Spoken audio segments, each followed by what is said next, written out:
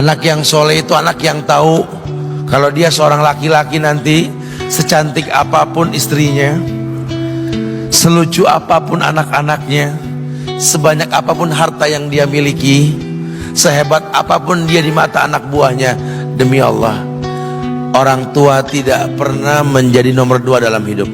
Ini banyak orang yang suka salah ini. Cuma gara-gara dunia, orang tua panjang mata menanti kedatangan anak. Jangan ya, jangan. Anak yang soleh tahu sekali, sampai kapanpun ibumu, ayahmu, sampai kapanpun. Dunia nggak membuat dia lupa ada berkah keramat dunia hidup di atas muka bumi ini. Dia nggak repot datang ke makam-makam para wali. Orang tua nomor 1 yang dia temui. Ini orang hebat. Ini banyak diantara kita makam-makam didatengin, di mana saja didatengin, ngalap berkah. Orang tua panjang mata, berlinang air mata menanti, mana anakku, mana pohon yang pernah kutanam, mana pohon yang pernah kurawat. Kudengar dia sudah mulai berbuah, ingin kurasakan buahnya. Berani mengeluarkan dana jutaan untuk hal-hal yang gak disyariatkan. Ini orang tua panjang mata. Rela ndak rela, orang tua kita akan mendengar dan melihat. Ma, aku pengen nikah, aku pengen berkeluarga, Ma. Ya orang tua ya seneng lah. Cuma kalau inget metik buahnya belum terasa, ya ada perasaan kayak gimana gitu loh. Karena dia tahu setelah ini dia akan menikah, bahwa anak orang ada kehidupan yang berbeda yang bakal dia rasa. Orang tua makin hari makin rentan, bukan makin seger. Yang perempuan dibawa orang, ya Allah. Baru kemarin perasaan mainin poni, ini anak perempuan kita, betul. Baru kemarin mainin kepangan rambutnya, ya Allah. Ya Allah, baru kemarin perasaan saya titah dia, titah, ya Allah. Belajar jalan, bisa berlari bawa sesuatu, coret-coret tembok, aduh Masya Allah. Sekarang udah gede, dibawa orang, ya Allah, Masya Allah. Yang laki dekat sama mamahnya. Baru kemarin tangan mungilnya kita tuntun, kalau kelepas dia nangis, betul. Sekarang tangannya keker besar, tangan ibunya keriput, betul. Mau nangkep tangan anak pun sudah mulai susah. Membawa anak orang datang dengan gagah, cium tangan, cipika-cipiki, udah. Ma, kita jalan dulu, Ma, ya. Udah, Mama, udah. Digandeng tangan kekasihnya, dirangkul pundaknya. Ini anak laki ndak tahu ibunya kayak diiris-iris jantungnya. Dia lihat tangannya yang keriput, ya Allah. Udah berapa lama tangan ini nggak dibawa sama anak ini? Udah berapa lama tangan ini nggak digandeng sama anak saya? Kita merasa bangga akur merangkul istri kita, ibu kita ngelihat pundaknya. Udah berapa lama pundak ini gak dirangkul seperti itu, ya Allah. Dulu aku berdandan secantik-cantiknya, ku dandankan anaknya, ku bawa di hadapan kawan-kawanku bangga. Lihat anakku. Tapi dia tidak pernah berdandan rapi membawa aku ke hadapan teman-temannya. Lihatlah ibuku. Ibunya sudah kebayang, ya Allah, ini anak bakal minta nikah sebentar lagi. Yang wajar kalau orang nanam pohon pengen metik buah, wajar. Ini buah belum terasa, pohon sudah mau dibawa. Kebayang tidak? Ya Allah. Mulai dia kebayang. Sehingga rasa-rasa seperti ini menjadi tumpukan rasa di hati orang tua kita, yang nanti pada akhirnya dia pun bakal kembali ke hadirat Allah, kita pun bakal kembali ke Allah, betul? Sementara yang namanya kemuliaan datang dengan cara sabab yang benar. Ridallah fi ridal walidain wa sukhtullah fi sukhtil walidain. Ridha Allah ada di ridha orang tua, murkanya pun sama.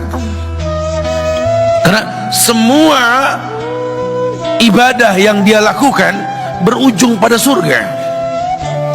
Dan yang paling gampang ketika dia mau menaklukkan dunia, demi Allah, berkah orang tua dulu yang dia ambil.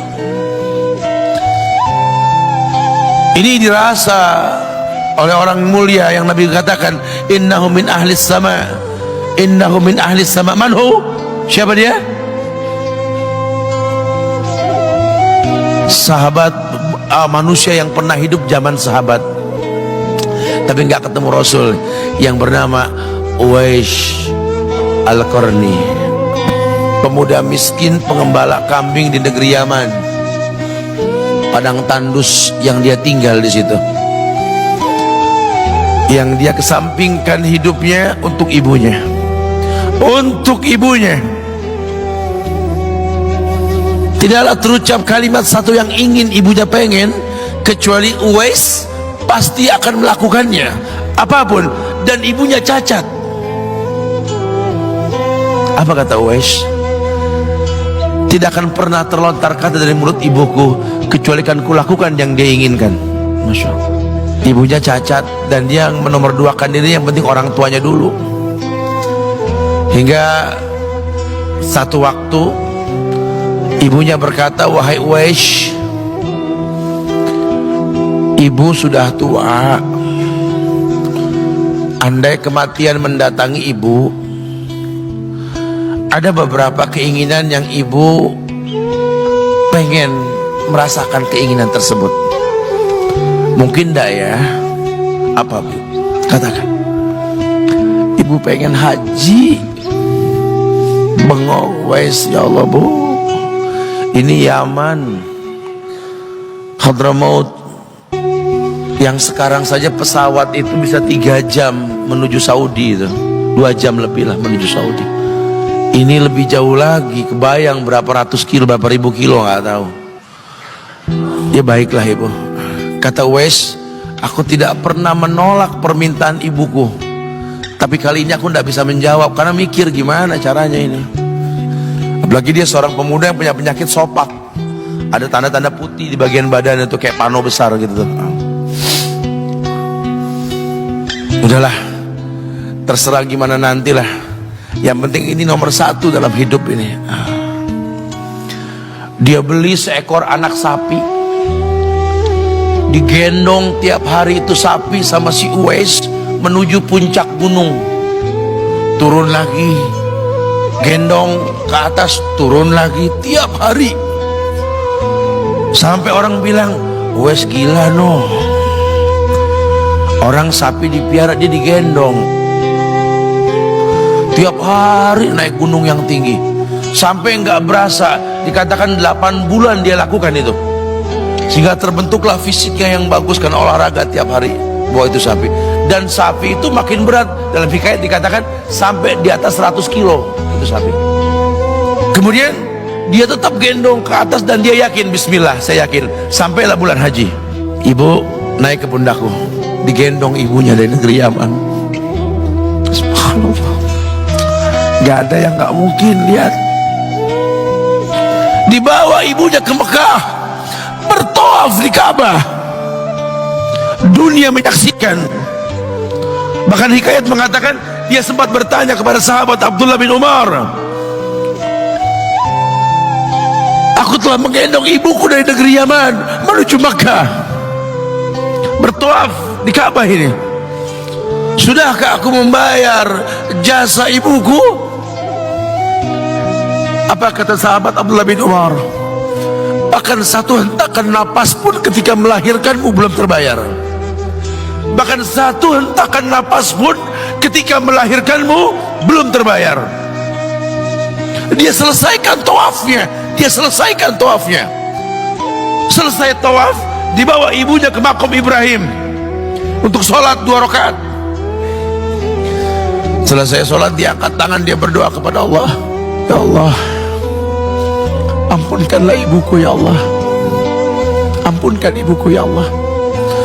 Masukkanlah dia ke sorgamu ya Allah. Masukkan dia ke sorgamu ya Allah. Ibunya berbisik, Uwais, sudahlah, mintalah pada Tuhanmu ampunan untuk dirimu dan sorga untukmu.